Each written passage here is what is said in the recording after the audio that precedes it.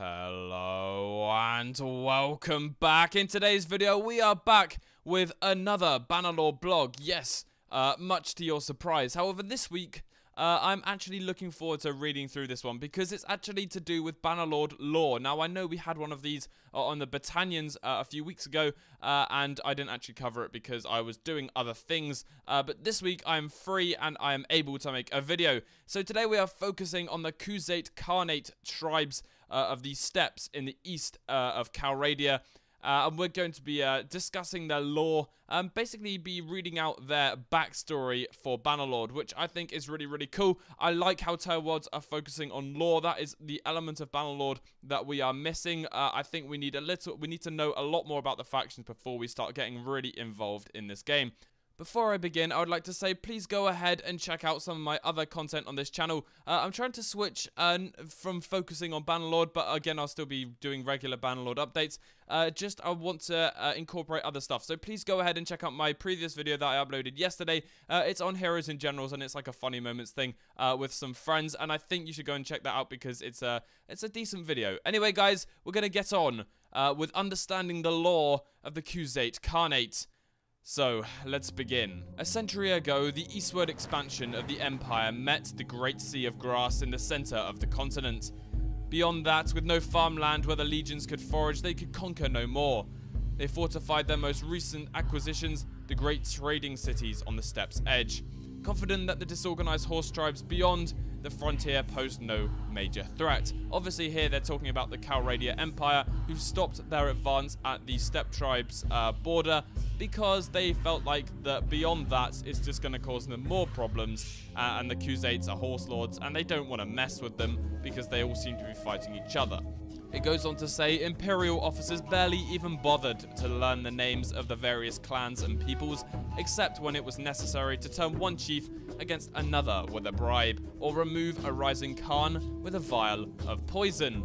The steppe tribes were well aware how the Empire toyed with them, but they were jealous of each other, and an imperial title, or a princess bride, or a chest of gold could give them the slight edge in an endless struggle for prestige and precedence in their region.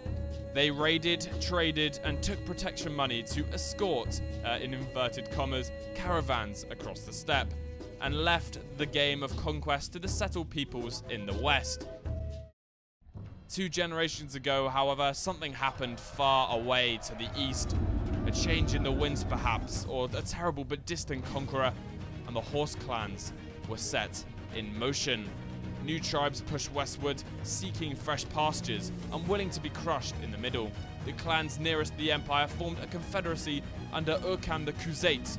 They caught the Empire in a moment of overconfidence. A force of legions was annihilated, the trading cities capitulated, and Urkan's confederacy was now a Khanate.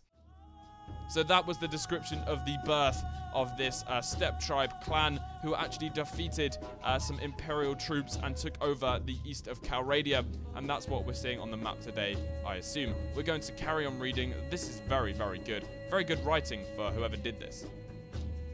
So the horse lords now ruled over the towns and farmers and counted tariffs and cropland. Urkan imposed discipline on the unruly clans, forcing them to write a war on his command, instead of simply when they wished. But with the coming of statehood and its burdens, the spirit of unity was lost. Urkan died, and though his descendants still rule the Khuzaits Khanate, the other clans feel like they should be the ones to raise the 9-horsetail banner that symbolizes the supreme authority. Now, I'd like to point out at this part that the Khuzaits are actually one of the steppe clans, along with other ones called the Arctics, the Nachagan. Now, we see the Khuzaits in Warband, and obviously Bannerlord is before Warband, so maybe in Bannerlord somehow we'll see a transition between the Khuzaits Khanate and the Khuzaits, because obviously in Warband it's the Khuzaits, and at the moment it's the Khuzaits Khanate, which I think is quite interesting. So moving on, the next part is actually talking about, in more general terms, about the Khuzaits Khanate. They're not really going into a lore form. They're just giving us a bit of backstory, where the inspiration came from, etc. So it says, the Khuzaits Khanate draws its inspiration from the steppe peoples of Central Asia. Genghis Khan's alliance is probably the best known example. And then it says the Khuzaits are based partially on the Mongols, but also their more modest cousins, the Avars, the Guk Turks, the Chipaks, and the Khazars, who are more regional powers than global ones. So they are taking inspiration from the real Asian steppe tribes that obviously spread all the way to the Middle East and into almost Europe as well, which I think is pretty cool. So they basically adopted traditions that were in Persia and like different things and clothing, etc. But they always remembered their old heritage. For example, there was a Khan that built a great yurt on top of his palace, which is very interesting. So he basically put a tent on top of this grand palace because apparently he felt most at ease in the tents of his ancestors. And then it goes on to say that they are actually trying to make the Khuzait settlements reflect this cultural mixing. And for those holdouts who would never submit to a Khan, no matter what the security or riches he offers, we have a minor faction, the Kara Khuzaits, who keep the old ways. So we might see like a transition in culture so that Khuzaits, as they develop and attack areas, they will kind of adopt that lifestyle, but there will be a minor faction. And this is kind of the first proper mention of minor factions, and they actually are saying that the Kara Khuzaits will keep the old ways, so there'll be possibly two conflicting factions of the Khuzaits, which I think is cool, so it could make subdivisions.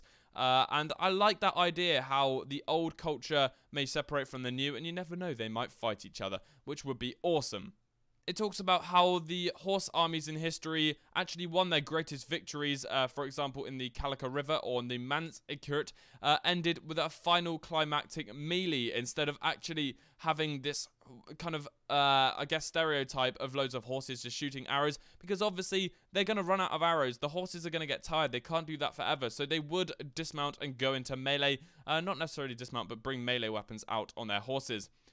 So with this kind of historical focus in mind, Bannerlord is working to make control of the battlefield more important, so that skirmishing is usually a prelude to a huge clash in the middle.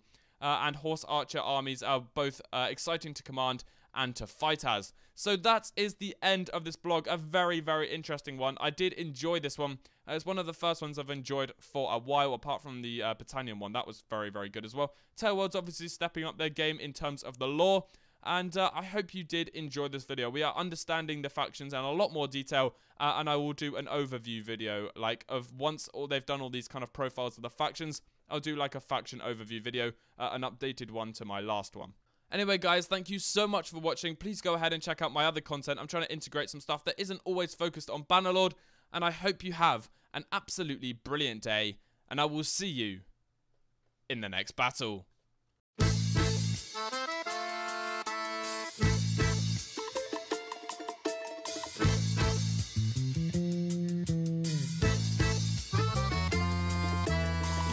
Song for a broken hearted